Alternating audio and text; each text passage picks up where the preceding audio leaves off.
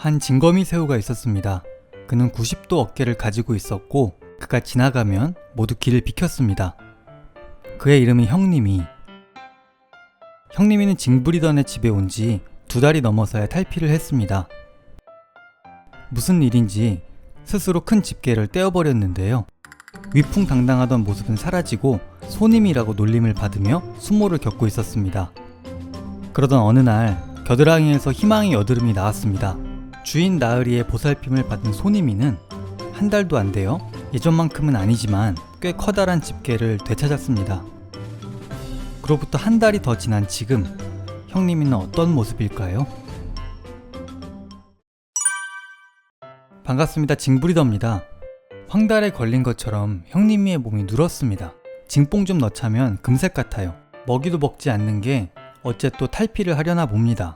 그래서 카메라를 설치해 두었는데요. 밤새 여기저기 돌아다니기는 하는데 아직 탈피가 덜 마려운지 껍데기를 벗어내지는 않습니다. 다음날 오후 4시쯤이었어요. 꼬리마디 쪽 껍데기가 저스틴 비버의 바지만큼이나 내려가 있습니다. 자세히 보시면 마디마다 껍질이 들려있어요. 카메라를 다시 설치했는데요. 놀랍게도 찰나의 순간 탈피를 해버립니다. 다른 각도의 카메라입니다. 앞선 2개의 카메라를 타임랩스로 설치해 놓고 핸드폰을 거치하는 순간 탈피가 시작되었는데요. 운이 좋았어요. 갑옷같이 단단한 껍질도 탈피 직후에는 야들야들해 보이네요. 마치 올드보이의 요가씬 같습니다.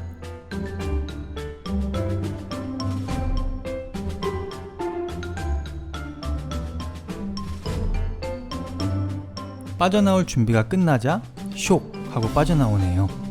다행히 큰 문제 없이 성공한 것 같습니다. 성체가 될수록 탈피 주기가 길어지고 그만큼 껍질이 단단해져서 갑각류 입장에서는 탈피는 목숨을 걸고 하게 되는 거예요. 또 하고 난 직후 이렇게 정신을 못 차리고 움직임도 원활치 않습니다. 그래도 한 달 전 탈피를 했던 터라 정말 수월하게 끝난 것 같습니다. 앞으로 일주일 정도 지나야 껍질도 완전히 굳게 됩니다. 지금 뭔가 연체동물 같죠? 몸도 좀 커졌지만 집게를 보세요. 예전 전성기 모습을 90% 이상 찾았습니다. 이제는 손님이 중님이가 아닌 형님입니다. 5분 정도 지났을까요? 이제는 정신을 좀 차리고 돌아다니는데요. 그런데 피부 뽀얘진 거 좀 보세요. 매끈하고 탱탱해졌습니다. 저도 1년에 한 번씩은 탈피하고 싶네요.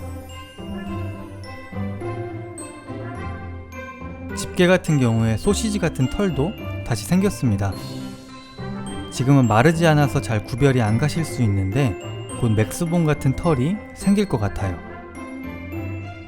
이 털을 다시 가지기 위해 형님이는 오버페이스로 탈피를 해왔는지도 모릅니다. 멕시칸의 가슴털 같은 걸까요?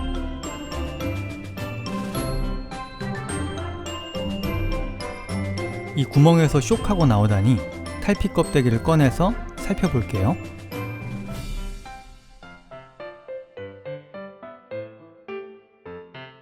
자기 옷이라고 주고 싶은 마음이 없나 봅니다. 온전치 않은 몸으로 덤비는데요. 이내 그럴 상황이 아니라는 것을 깨달았는지 도망갔습니다.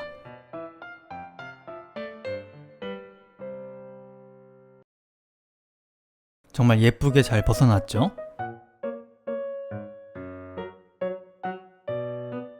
이렇게 두니 꼭 살아있는 것 같습니다. 길이를 한번 재볼게요.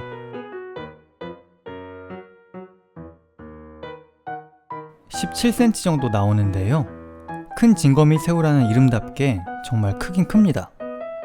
지난번 떼버린 팔을 살펴보았을 때 껍질 속의 살까지 푸른색이라 정말 놀랐는데요. 이번에는 껍질만 남아서 그런지 텅텅 비어 있습니다. 집게랑도 가위바위보를 해서 서열을 다시 확인시켜 줍니다. 이 부분만 봤을 때는 에일리언의 머리 같아요. 꽤 질긴 투명한 껍질이 있고요. 젤 같은 점액이 있는데 이걸 윤활유 삼아서 빠져나온 것 같습니다.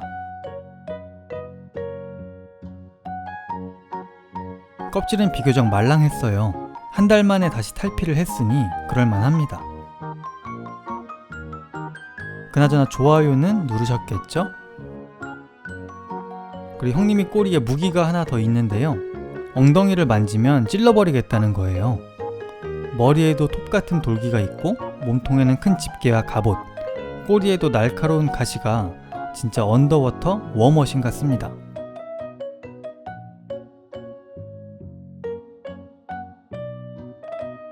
마지막으로 형님이가 집게 플렉스하는 모습 보여드릴게요. 하트도 만들고 애교를 부리는데요. 형님이가 집게를 되찾기를 기원해주신 많은 분들께 감사드리며 오늘 영상은 여기서 마치겠습니다. 시청해주셔서 감사합니다.